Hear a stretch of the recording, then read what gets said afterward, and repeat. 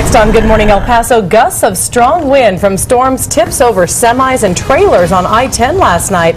We have the latest from our round-the-clock news crew. Also, a convict accused of beating an elderly couple with a hammer in court. Why his trial wrapped up moments after it started. I was basically begging and pleading for this to be over. He kept saying that it's okay, just one more thing. Sextortion, a growing threat with devastating impacts on victims and their families. How one case is serving as an example that anyone can be targeted.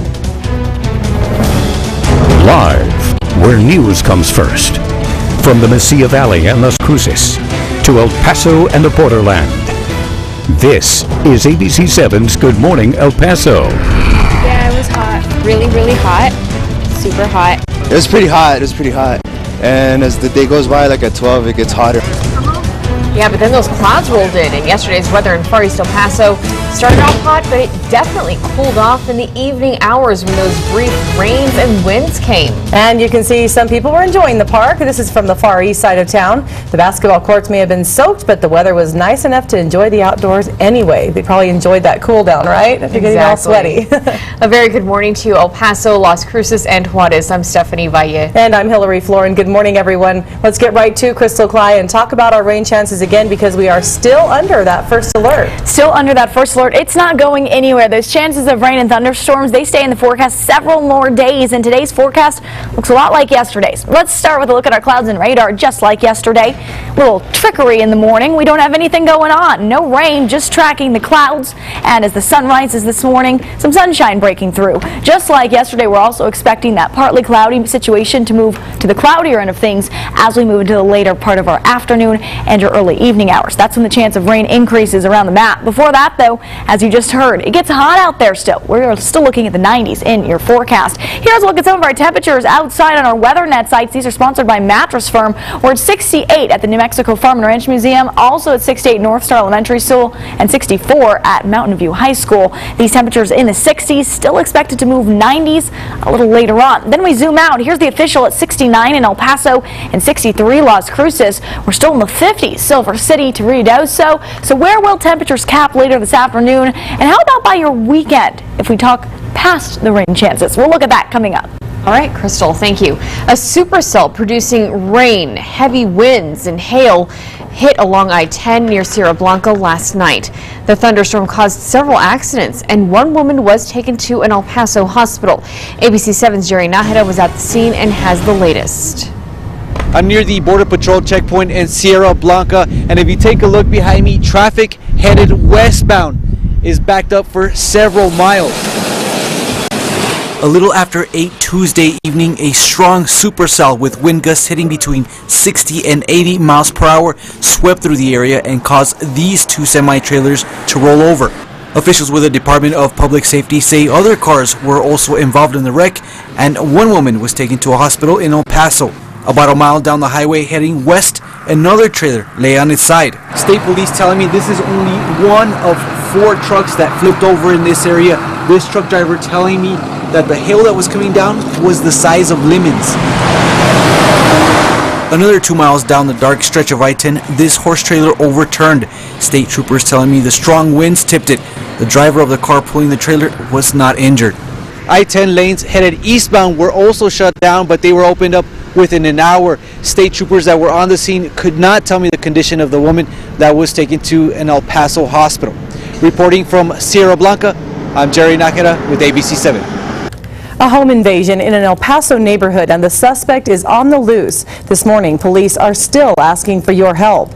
It happened around 5:30 Tuesday morning in west central El Paso on the 1600 block of DD Lane. That's near Scenic Drive. Police say an elderly couple went on their morning walk as usual when a man followed them home. The suspect, only described by police as an African-American man, allegedly went through the garage door and demanded money and then assaulted the 91-year-old woman. So if you saw something or have any information on the suspect, you're asked to call police immediately at 832-4400. The man who broke into a Las Cruces home and beat an elderly couple with a hammer is facing up to 52 years in prison. Our New Mexico Mobile Newsroom was in the courtroom on Tuesday. Doña Ana County prosecutors decided not to go forward with attempted murder charges because the evidence did not support it. It was later that Guy Young decided to plead guilty to the balance of the charges without any plea agreement. The 44-year-old attacked Charles and Patsy Green for money. Investigators say he stole the couple's truck and then went to Walmart to buy clothes with a bloody $100 bill. Police arrested him at a truck stop. Our New Mexico Mobile Newsroom is learning more about the Las Cruces school janitor accused of downloading child porn. School officials said 31-year-old David Garcia was a night-side custodian at Mesilla Park Elementary School. Police arrested Garcia last Thursday. Mesilla Park is off West Union Avenue between Main Street and Avenida de Mesilla. Joe Galvan, the spokeswoman for Las Cruces Public Schools, says Garcia was around children while at work. Galvan also says Garcia cleared a background check before he was hired. Right now, Garcia is on administrative leave pending the outcome of the investigation. An El Paso man also facing child porn charges and a sexual assault charge. 25-year-old Ian Christopher Bruffy was arrested last week. New police documents obtained by the ABC7i team say a 15-year-old girl told investigators she met Bruffy on social media. She told detectives Bruffy took her to his apartment, where the two allegedly had sex several times. Bruffy allegedly recorded two of the encounters and reportedly threatened to show those images if she didn't meet his demands. Bruffy's also accused of promoting child pornography.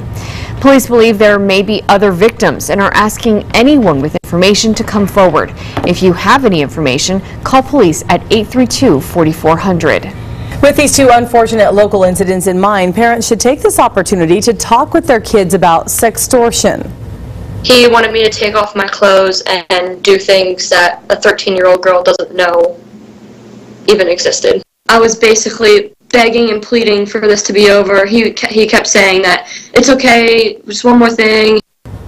And this is Samantha Chonsky, now 21 years old. She was chatting on the social networking site StickCam when her nightmare began with a message from a stranger. She had no idea Lucas Chancellor was the man sexually exploiting her, and no idea that he had other victims. She only learned later when the FBI came to her home in Pennsylvania after arresting Chancellor in Florida and found sexually explicit content on his computer. He had basically a list of 26 different poses for a total 41 different images, each step more sexually graphic, which he demanded of his victims to keep him from posting these pictures online. And for many of his victims, if they did not comply, he did just that. The FBI is still working to identify Chancellor's remaining victims. This case serves as an example that any child anywhere can be targeted for sextortion. If you possibly know anyone who has fallen victim to this situation, you can learn how to report it if you go to FBI.gov/sextortion. New this morning, one Los Angeles school district is trying to be proactive about sextortion. This fall, students will be getting a new class in their curriculum known as Sext Ed. The school district wants to educate students on the dangers of sharing sexually explicit photos through the internet and through text. The campaign will teach students about violations of child pornography and obscenity laws. The goal is to make students think before they send. The new curriculum will give facts about the dangers and emphasize the importance of consent.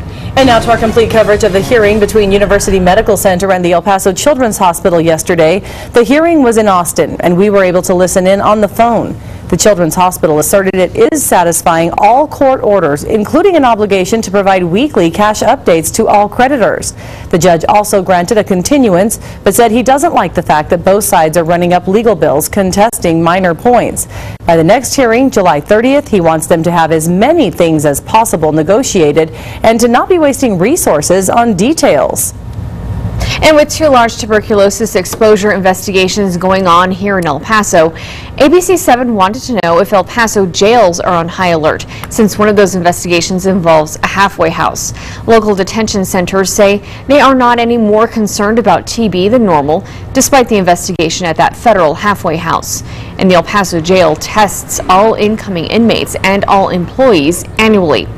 Residents and staff at Dismas Charities, a federal halfway house, are expecting their results next week. The El Paso Department of Health is sending some tests to Austin to get them all processed quickly. If you have questions about how tuberculosis is spread or treated, you can find that information and more on our website, KVIA.com. And new this morning, forced to downsize. The Army will soon announce where it will make those cuts. Officials say it includes the reduction of 40,000 troops by 2017. Good morning, El Paso's Denise Olivas is live with more on this. Good morning, Denise. Hillary, that announcement is expected to come down this week. Fort Bliss is just one of many posts waiting to find out if it'll be affected. The Obama administration has responded to budget constraints by pledging to scale the Army back to its lowest troop level since before World War II. The Army announced in 2013 that it planned to cut about 80,000 troops, and it's unclear if that number has changed since. Fort Bliss officials have told ABC7 in the past that they are confident that Fort Bliss will survive the cuts.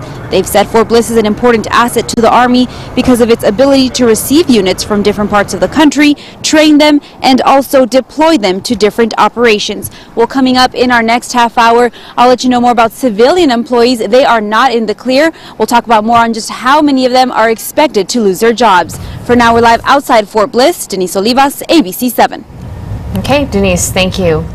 And now we're taking a look at traffic from our I-10 or TxDOT traffic cameras over at I-10 and Los Mochis. You can see traffic pretty light over there on the far west side, and Trade Center, same thing. We'll keep an eye on things for you, though. And we'll talk about the Chihuahuas coming up. Game 4 for them last night in the series against the Salt Lake Bees. They held on to the lead early on, but could they hold off the Bees? We'll have the highlights. Also, the day started off hot and humid, but quickly changed as Crystal said it would, right? What's in store for your Wednesday? She's standing by with a preview of our detailed forecast. Crystal. Could be a repeat of yesterday. We are still under your storm track weather first alert.